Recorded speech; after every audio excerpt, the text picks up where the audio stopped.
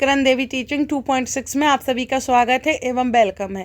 तो daily wise classes आती हैं इस चैनल पर पेडागोजी हिंदी सोशल साइंस की। तो पेपर 2 की संपूर्ण तैयारी हो रही है।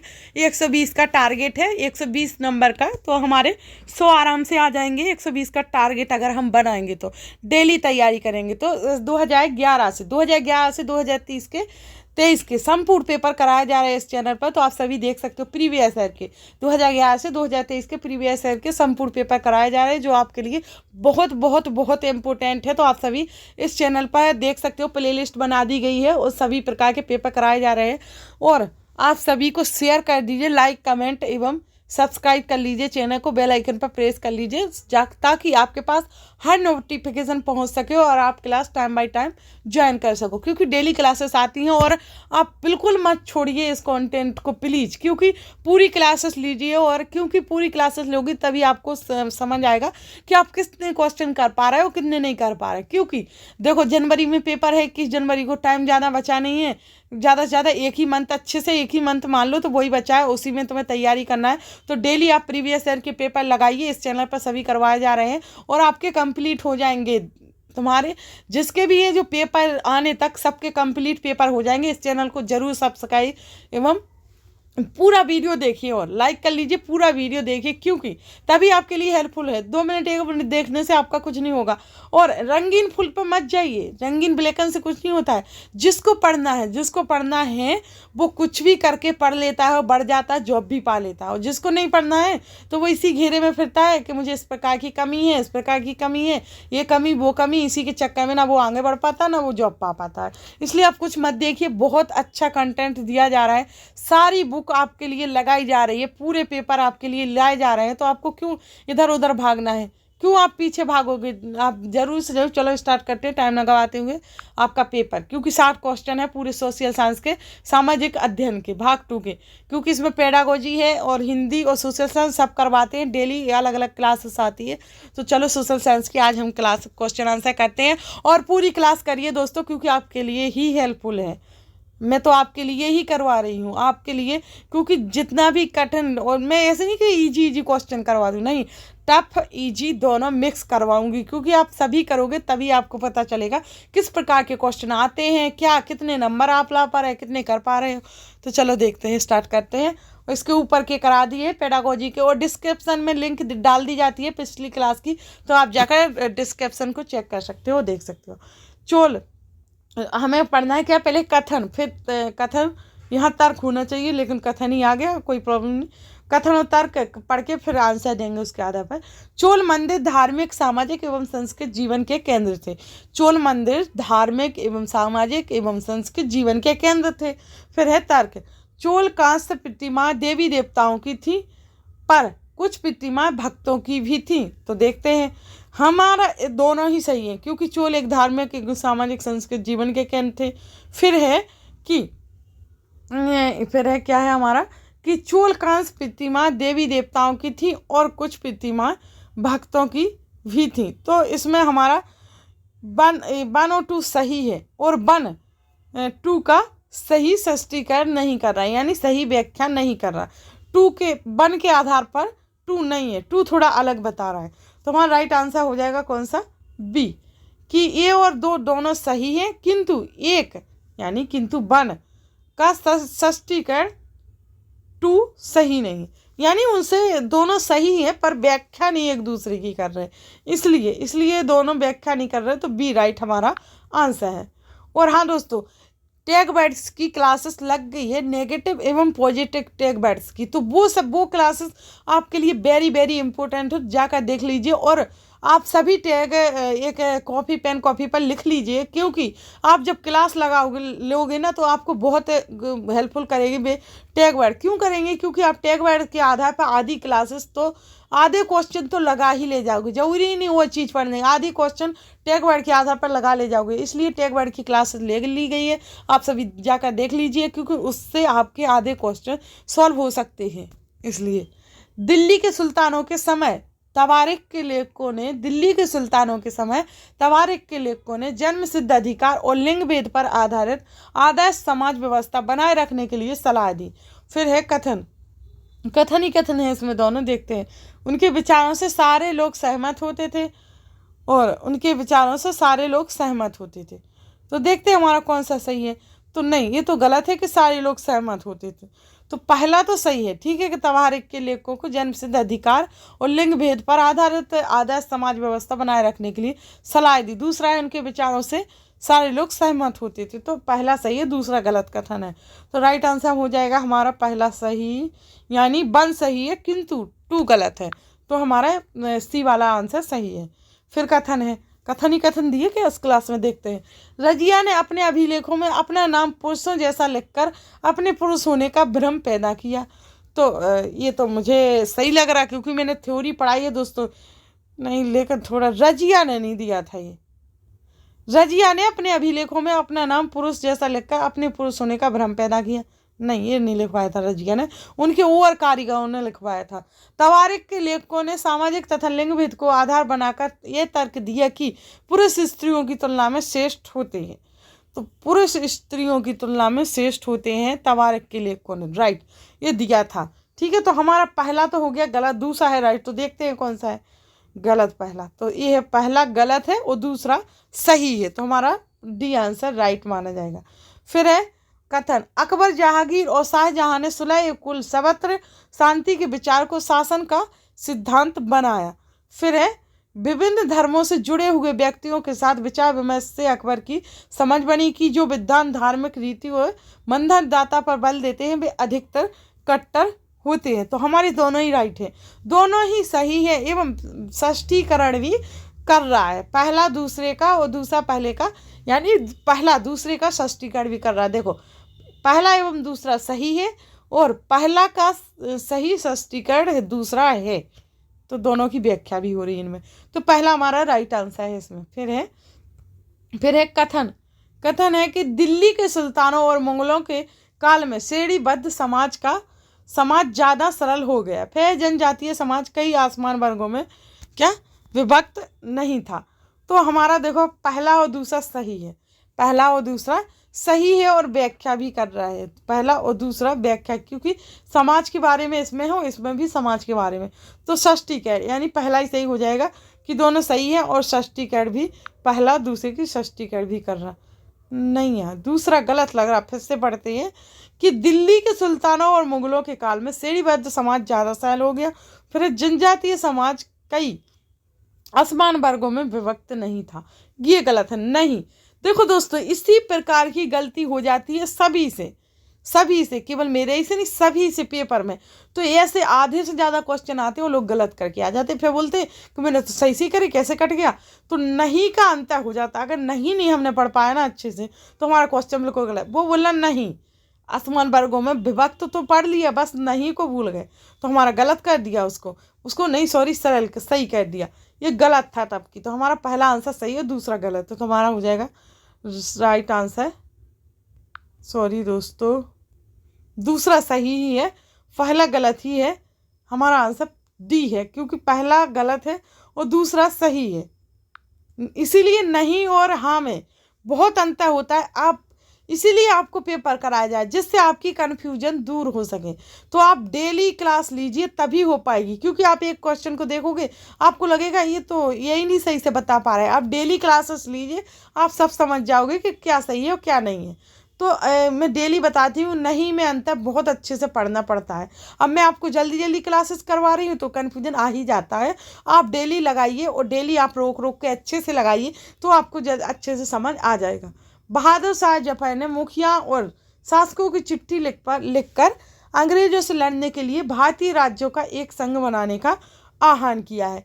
तो बहादुर शाह जफर ने मुखिया और शासकों को चिट्ठी लिखकर अंग्रेजों से लड़ने के लिए भारतीय राज्यों का एक संघ बनाने का आह्वान किया। फिर है कथन, बहादुर शाह जफर के 1857 के बगावत को आप समर्थन देने के फैसले ने स्थिति रातों रात पीड़ित बनावटियों के पक्ष में बदल दी। तो हमारा राइट आंसर दोनों ही है, दोनों ही सही है, एवं षष्ठीकरण भी कर रहा। तो हमारा पहला आंसर इसका राइट है कि दोनों सही है, षष्ठीकरण भी हो रहा। फिर है, औपनिवेशिक काल के दौरान महिलाएं औपनिवेशिक काल के दौरान महिलाएं जाति एवं सुधार के संदर्भ में निम्नलिखित में से कौन सा विकल्प गलत है? तो विद्यासागर ने विधवा विवाह का सुझाव दिया एवं प्रार्थना समाज में केवल हिंदू ग्रंथों पर विचार विमर्श किया गया पंडिता रमाबाई ने पूना में एक विधवा गृह की स्थापना की। प्राचीन ग्रंथों के ज्ञान में सुधारकों को नए कानून बनाने के लिए प्रोत्साहित किया। तो हमारा सही आंसर है दूसरा कि प्रार्थना समाज ने केवल हिंदू ग्रंथों पर विचार विमर्श किया था। राइट। फिर है तेलंगाना राज्य पहले भारत के किस राज्य का हिस्सा था? तो तेलंगाना राज्य पहले, ना कि महाराष्ट्र तो इधर पड़ता और मध्य प्रदेश ऊपर पड़ता, यानी बीच में मध्य में, कर्नाटक इधर पश्चिम में पड़ता। तो हमारा राइट आंसर है आंध्र प्रदेश।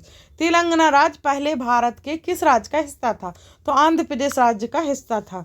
निम्नलिखित कथनों पर ध्यान दें और लोकतंत्र में संचार माध्यम की सही भूमिका का चयन करें। तो इसे समाचार के माध्यम से नागरिकों को सूचना पहुंचानी चाहिए। इसे विज्ञापन के दृष्टिकोण को समाचार कार्यक्रमों के माध्यम से देनी चाहिए। तो हमारा राइट आंसर ये को रह गया। इसे हर दृष्टिकोण की चर्चा करनी चाहिए। तो हमारा राइट आंसर कौन सा? बी छोड़ के ए और सी अच्छा सही है। तो ये हमारा राइट आंसर माना जाएगा। फिर है आगे बढ़ते हैं 40 क्वेश्चन। तो निम्नलिखित में से कौन सा विज्ञापन रूढ़िवादी चित्रण जेंडर स्टीरियोटाइप का उदाहरण नहीं है? तो लिपस्टिक के विज्ञापन में एक महिला का मेकअप करना, गाड़ी के विज्ञापन में एक महिला को पति द्वारा वापस दफ्तर छोड़ा जाना, स्पोर्ट्स जूते के विज्ञापन में एक लड़की फुटबॉल खेलती हुई, चाय के विज्ञापन में एक माँ सुबह चाय बनाना। राइट आंसर हमारा सी ही है कि स्पोर्ट्स जूते के विज्ञापन में एक लड़की फुटबॉल खेलती हुई। तो हमारा रूढ़िवादिता के आधार पर सी सही आंसर है। फिर ए बी के आधार पर महाद्वीप की पहचान करना है हमें।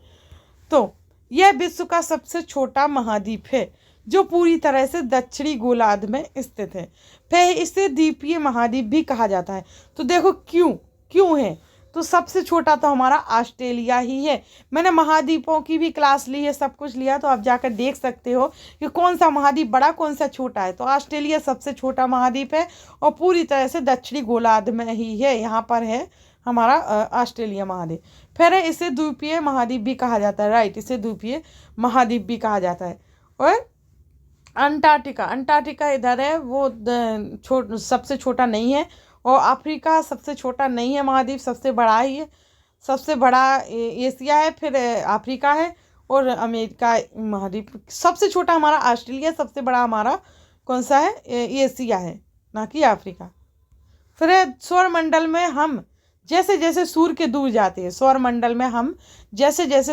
के दूर जाते हैं तो ग्रहों का आकार क्रमशः घटता जाता है। सूर्य के बहुत नजदीक के ग्रह गैस और तरल पदार्थों से बने होते हैं और सूर्य से बहुत दूर स्थित ग्रह चट्टानों से बने होते हैं। ग्रहों द्वारा सूर्य के चारों ओर एक परिक्रमा करने की अवधि बढ़ती जाती है। तो राइट आंसर हमारा है सी कि जैसे जैसे हम सूर्य के दूर जाते हैं तो ग्रहों द्वारा सूर्य के चारों ओर एक परिक्रमा करने की अवधि बढ़ती जाती है। फिर है कल्पना करें कि पृथ्वी अपनी अक्षीय समतल की ओर नहीं झुकी होती है। कल्पना करें कि यदि पृथ्वी अपनी कक्षीय समतल की ओर नहीं झुकी होती तो प्रदीप्त वृत्त और देशांतर रेखा एक दूसरे से मिल जाती। प्रदीप्त वृत्त और अक्षांशीय रेखा एक दूसरे से मिल जाती। फिर है किसी क्षेत्र विशेष में कोई मौसमी परिवर्तन नहीं होता।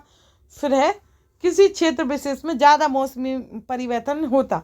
तो राइट आंसर है हमारा ए और सी राइट कि प्रदीप्त वृत्त और देशांतर रेखा एक दूसरे से मिल जाती और दोनों गलत हैं। फिर है किसी क्षेत्र विशेष में ज़्यादा मौसमी परिवर्तन होता। तो राइट आंसर हमारा कौन सा? सी माना जाएगा, ए सी। फिर है भारत में शरद ऋतु के संबंध में कथन ए बी और सी पर विचार कीजिए और सही विकल्प का चयन कीजिए। इस मौसम को दक्षिण पश्चिम मानसून के नाम से जाना जाता है।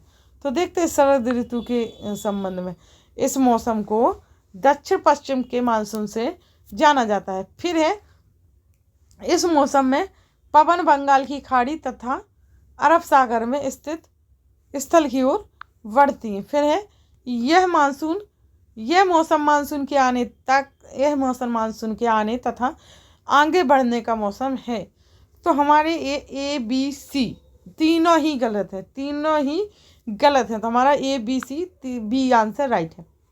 फिर निम्नलिखित में से कौन सी नदियाँ सुंदरबन डेल्टा का निर्माण करती है? तो निम्नलिखित में से महानदी, गोदावरी, कृष्णा, कावेरी, नर्मदा, ताप्ती। तो हमारी करती है गंगा एवं ब्रह्मपुत्र। जो सुंदरबन डेल्टा को निर्माण करती है कौन सी? गंगा एवं ब्रह्मपुत्र, यानी सी आंसर राइट है। फिर ए बी के आधार पर वायुमंडलीय परत की पहचान करें। ए बी के आधार पर, ठीक है। अंतरिक्ष से प्रवेश करने वाले उल्कापिंड इस परत में आने पर जल जाती है। अंतरिक्ष से प्रवेश करने वाले उल्कापिंड इस परत में आने पर जल जाते हैं। इस परत में बढ़ती हुई ऊंचाई के साथ तापमान घटता है। तो राइट, मध्य मंडल में इस उल्कापिंड इस परत में आने पर जल जाते हैं एवं इसमें ऊंचाई के साथ तापमान घटता है। तो मध्य मंडल राइट आंसर है हमारा। फिर है आतपन का संबंध किससे? सूर्य ऊर्जा के साथ, वायुमंडल एवं वायुदाब के साथ, मौसमी पवनों के साथ। तो राइट आंसर है हमारा सूर्य ऊर्जा के साथ आतपन का संबंध है। फिर है उचित विकल्पों में मिलान करना है। हमें देखते हैं किस प्रकार से मिलान कर पाते। शंकुधारी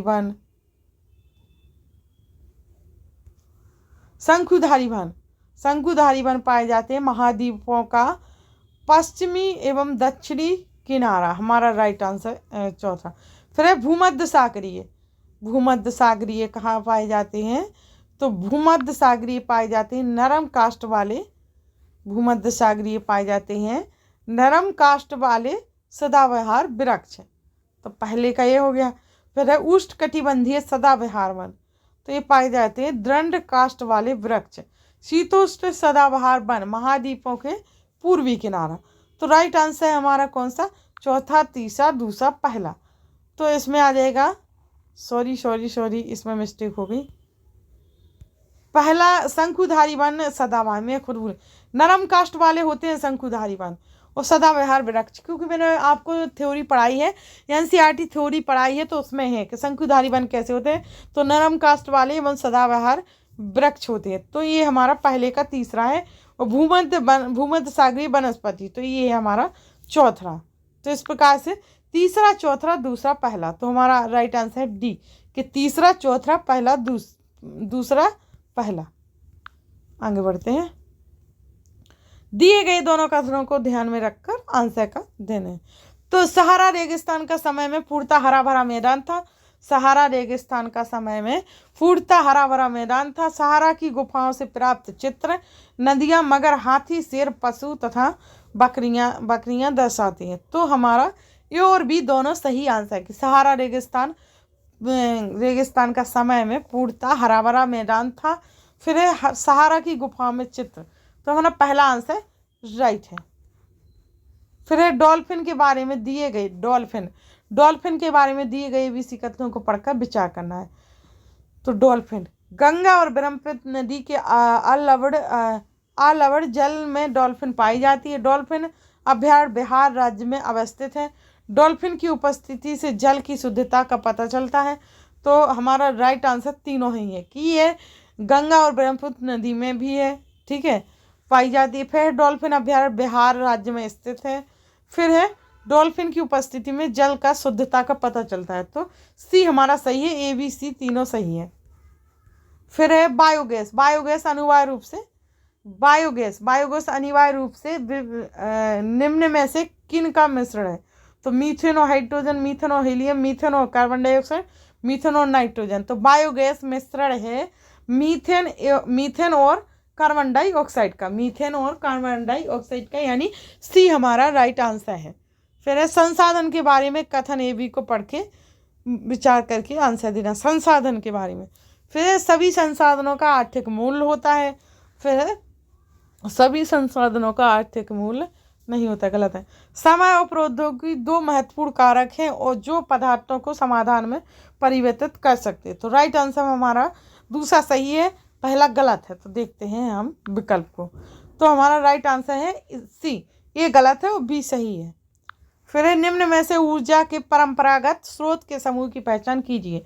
तो जल विद्युत, भूतापीय ऊर्जा, ज्वारीय ऊर्जा, परमाणु ऊर्जा, सौर ऊर्जा, जल विद्युत, खनिज तेल, प्राकृतिक गैस ईंधन, कोयला ईंधन, बायोगैस। तो ऊर्जा के परंपरागत स्रोत हैं कौन सा हमारा? खनिज तेल, प्राकृतिक गैस, ईंधन। खनिज तेल, प्राकृतिक गैस और ईंधन।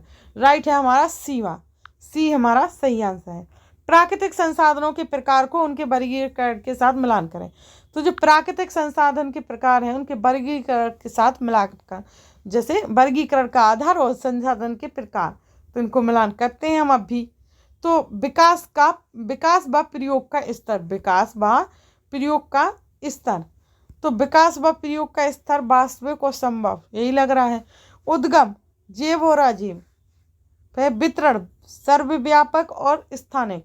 भंडार, नवीकरणीय और अनवीकरणीय। राइट लग रहे हैं चारों आंसर के अनुसार। देखते हैं पहला, दूसरा, तीसरा।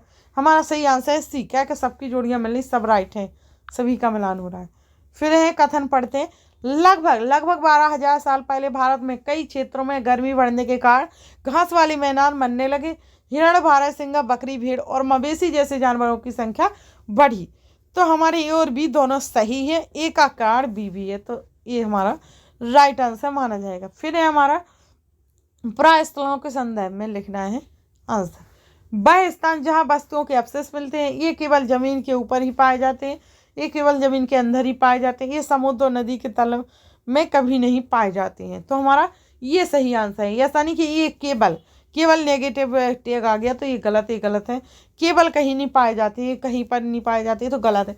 पहला हमारा राइट आंसर है, तो हमारा सी आ जाएगा पहला, ये हमारा राइट आंसर है। हड़प्पा सभ्यता के लोग बनाते थे क्या?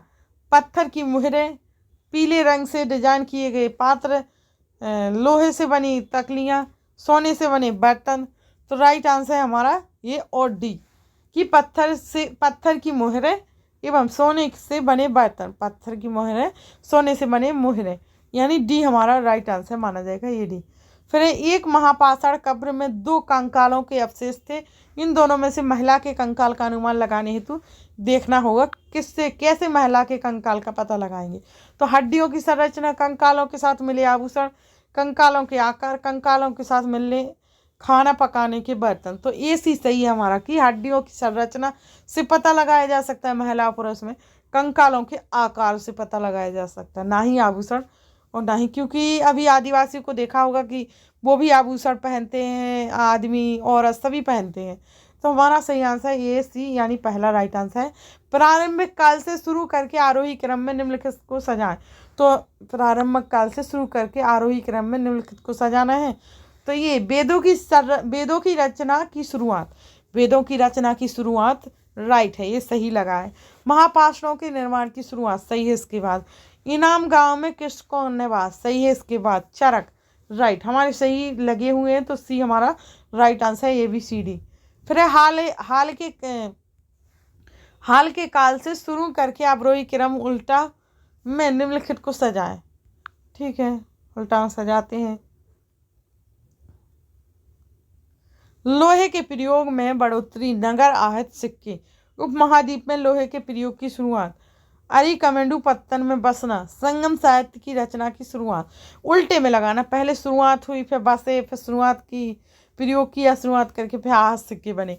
तो हमारा उल्टा भी सही लगे हैं। ए बी सी डी कौन सा है हमारा? डी सही है, ए बी सी डी सही आंसर। फिर है अध्याय के अंत में दिए गए प्रश्नों के बारे में निम्न में से कौन से कथन सही है। तो देखते हैं कथन को पढ़ के आंसर। ये विद्यार्थियों को अवधारणाओं को अपने शब्दों में बताने और मुद्दों पर वाद विवाद करने के लिए प्रेरित करता है। प्रोजेक्ट कार्य, तुलना और विभेद करना। अध्याय के अंत में दिए गए प्रश्नों के प्रकार, ये अधिगमकर्ताओं में कक्षा में पढ़ाई गई अवधारणाओं की समझ विस्तृत करता है। तो हमारा ये बी सी तीनों ही राइट आंसर है, ए बी सी तीनों ही राइट आंसर है।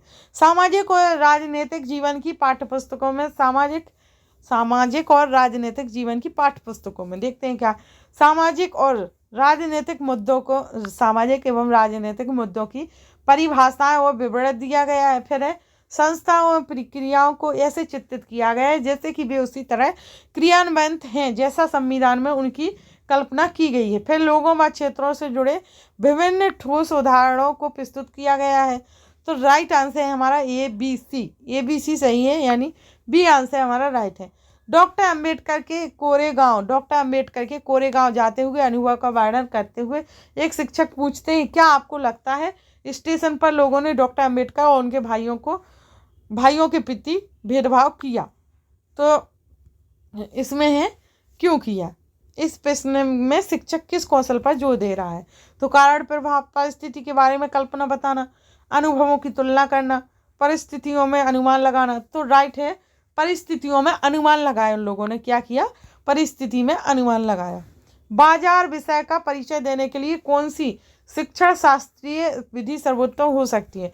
तो बाजार विषय पर देने वाली देखते हैं कौन सी विधि सर्वोत्तम हो सकती है। विभिन्न प्रकार के बाजारों से जुड़े चित्रों को दिखाना, मानचित्र में स्कूल के आसपास के बाजारों को इंकित करना। राइट, हमारा आंसर बी मिल गया। राइट कि मानचित्र में स्कूलों के आसपास बाजारों को इंकित करना।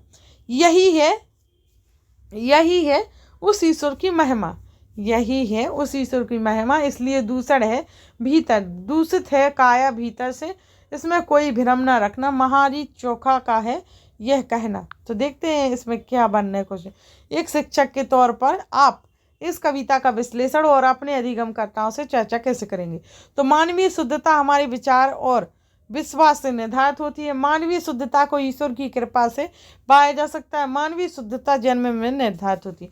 तो राइट आंसर हमारा बी से कनेक्ट हो रही है। वो जो कविता दी गई है वो बी से संबंधित है कि मानवीय शुद्धता जन्म में निर्धारित होती है।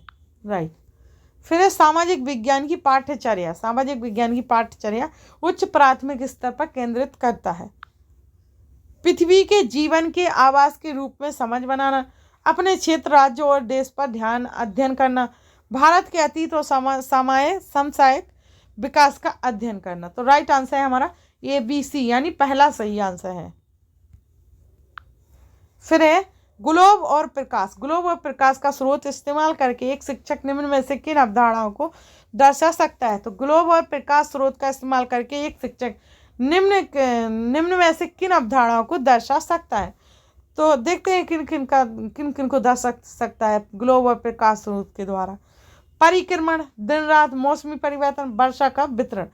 तो डी छोड़कर ABC को मौसमी परिवर्तन छोड़ के परिक्रमण, दिन रात, वर्षा का वितरण, यानी सी हमारा राइट आंसर है कि ABC, डी छोड़कर। एक शिक्षक के तौर पर आप इतिहास के लोहा बनाने वाले और फैक्ट्री मालिक विषय पर चर्चा करते समय भूगोल की पाठ्यपुस्तक के किस अध्याय के साथ इसका अंत संबंध स्थापित कर सकते हैं? तो देखते हैं किसके साथ। खनिज संसाधन, उद्योग, ऊर्जा संसाधन हमारे पृथ्वी के अंदर। तो हमारी राइट आंसर है खनिज संसाधन, उद्योग, ऊर्जा संसाधन, इन पर चर्चा करेंगे तो सही माना जाएगा, यानी ABCD छोड़कर।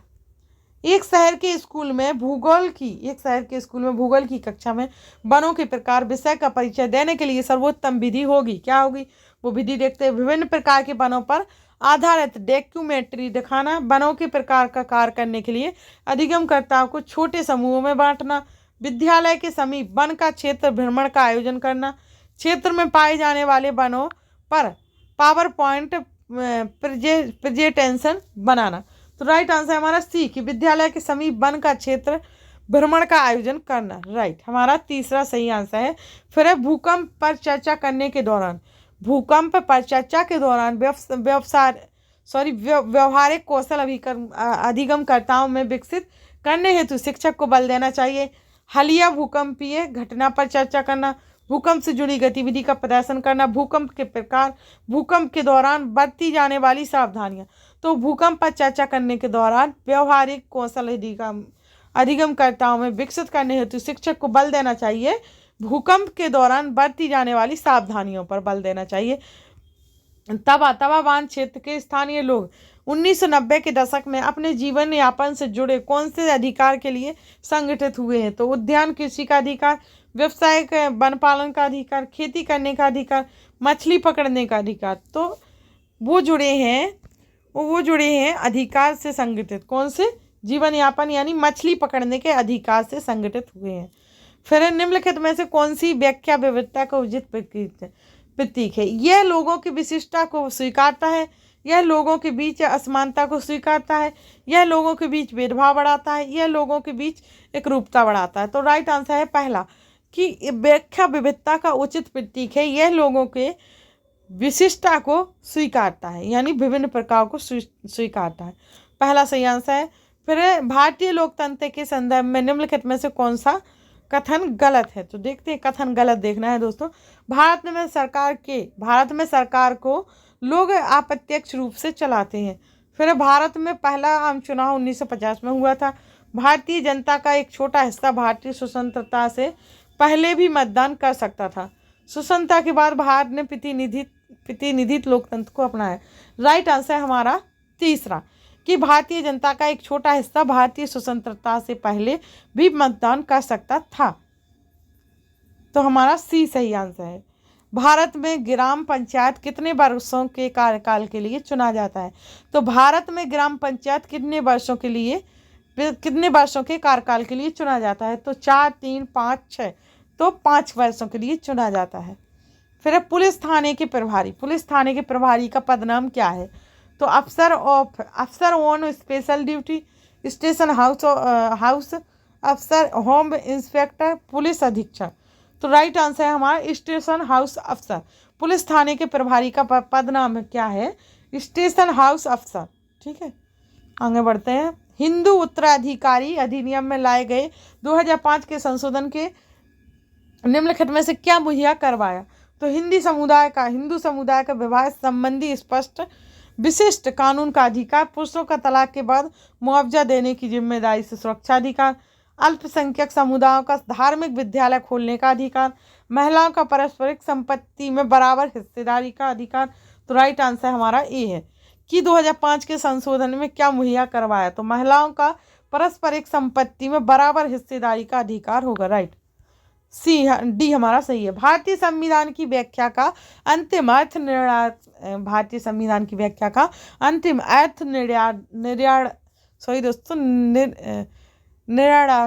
बोलते नहीं बनना, आप पढ़ लेना। किसे माना जाता है निर्णायक? तो माना जाता है न्यायपालिका को, अटॉर्नी जनरल को, भारत के राष्ट्रपति को, संसद को।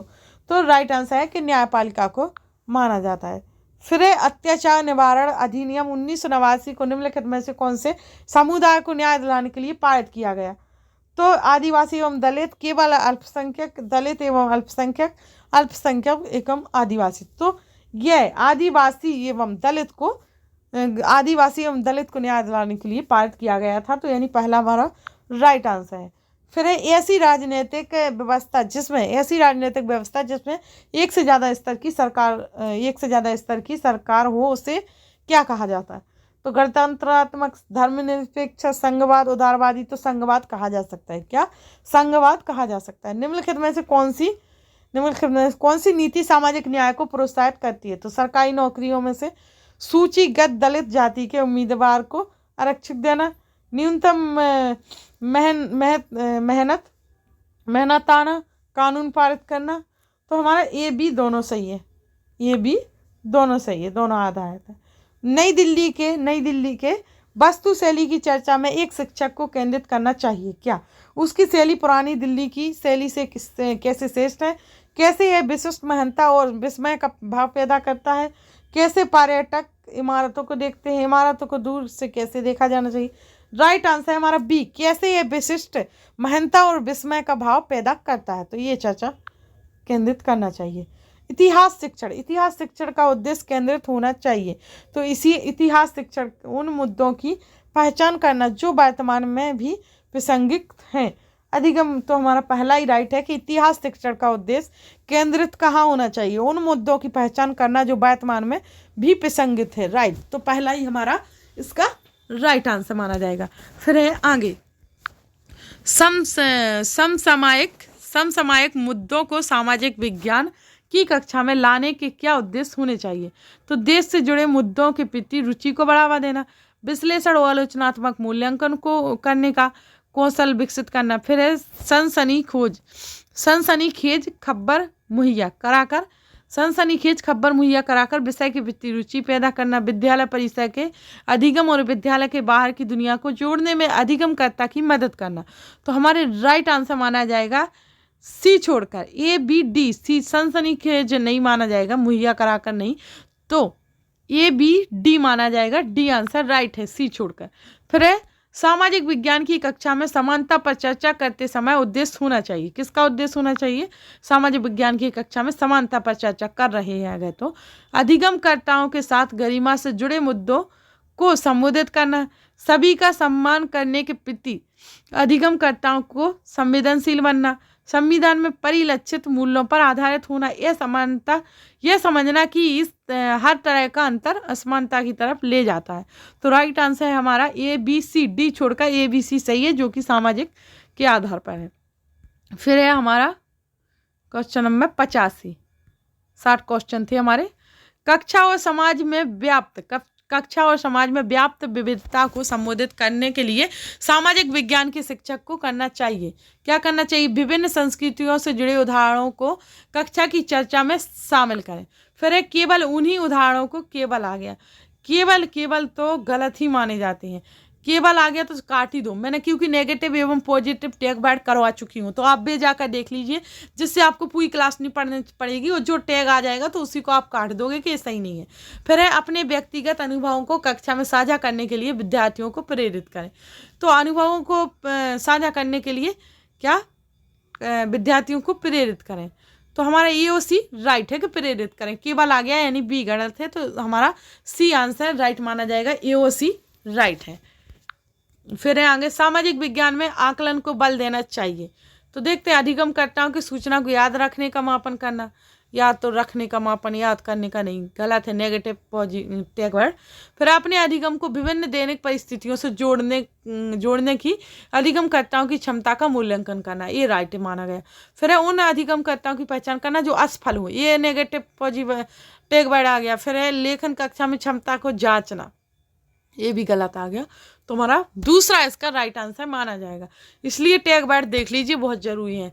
द्वितीयक स्रोत का उदाहरण है भारत का संविधान, अब अवनींद्रनाथ टैगोर की पेंटिंग। फिर सी ए बेली द्वारा लिखित एवं illustrated history of modern India. फिर है जेम्स मिल द्वारा लिखित ए हिस्ट्री ऑफ ब्रिटिश इंडिया। तो हमारा सी सही है, सी हमारा इसका राइट आंसर है कि द्वितीय स्रोत का उदाहरण है, सी हमारा राइट आंसर है। आगे बढ़ते हैं। औपनिवेशिक भारत में स्त्री शिक्षा पर चर्चा करने के लिए विद्यार्थी निम्न आत्मकथाओं में से किसको संदर्भित कर सकते हैं? तो देखते हैं किसको। रुकैया सखावत हुसैन के सुल्ताना का स्वपन, सत्यनार कृत मनी मेकलई, ताराबाई शिंदे कृत स्त्री पुरुष तुलना, राम सुंदरी देवी कृत अमर जीवन। तो राइट आंसर हमारा माना जाएगा किस पर चर्चा करनी चाहिए, किसको संदर्भित है, तो राम सुंदरी देवी कृत अमर जीवन को संदर्भित है। फिर आगे देखते हैं भूगोल शिक्षण को किन मुद्दों से जुड़े संदर्भ में परिप्रेक्ष्य का विकास करना चाहिए। तो भूगोल शिक्षक को किन मुद्दों को देखते हैं किसको जोड़ के, संसाधन और संरक्षण, विकास और विस्थापन, संसाधन और संरक्षण, विकास और विस्थापन, विविधता में एकता से जुड़ी चुनौतियां, मानव विकास। तो राइट आंसर हमारा ये बी डी सी छोड़कर, सी हमारा सही नहीं है, तो हमारा बी सही आंसर इसका माना जाएगा। फिर है आखिरी क्वेश्चन 60वां क्वेश्चन। एक सक्रिय सामाजिक विज्ञान की कक्षा अधिगमकर्ताओं को प्रेरित करती है। देखते हैं। तो व्याख्यान को सुनना साझा किए गए पर निर्भर रहता है। चुनौतीपूर्ण प्रोजेक्ट में भागीदार बनना, चर्चाओं को न्यूनतम रखना, पाठ्य पुस्तक के पठन पर केंद्रित होना। तो राइट आंसर है सक्रिय सामाजिक विज्ञान की कक्षा में पूछ रहा कैसे प्रेरित करती है अधिगमकर्ताओं को। तो उन्हें प्रेरित करेगी कि चुनौतीपूर्ण प्रोजेक्ट में भागीदार बनना। तो चुनौतीपूर्ण हम कार्य करेंगे तभी हम आगे बढ़ पाएंगे। पहली बात, आप सभी चुनौती लोगे कि हम सभी पेपर लगाएंगे, क्योंकि हमें पेपर निकालना है, और हम ये नहीं देखेंगे हाल है सारा हम नहीं लगा पा रहे, हमें टाइम नहीं है, तो ये सोचोगे तो नहीं लगा पाओगे। आप अपने आप पे एक चुनौती रखिए कि हमें पेपर इस बार निकालना ही है, तो सभी पेपर लगाओगे तो आराम से निकल जाएगा। थ्योरी भी पढ़ो और पेपर भी लगाओ तो आराम से निकलेगा ना आपका पेपर। कैसे नहीं लगेगा? सभी लगाओ और शेयर भी करो, सभी की मदद करो, खुद की करो, क्योंकि बहुत इंपॉर्टेंट है ये पेपर। 2011 से 2023 तक के सभी पेपर लगाए जा रहे हैं। तो आपके देखो, इन पेपर को लगाने से जो भी आपने अगर नहीं भी सीख के जा पाओगे ना, तो इसमें जो आप लगा रहे हैं ना, तो वहाँ लगा सकते हो। आपको उधर दिक्कत नहीं आएगी कि पेपर कैसे हल करें और क्या नहीं करें, इसलिए बोल रहे हैं। तो आप सभी देखिए, लाइक कीजिए, सब्सक्राइब एवं शेयर कर दीजिए सभी को। Thank you, thanks to for watching video दोस्तों।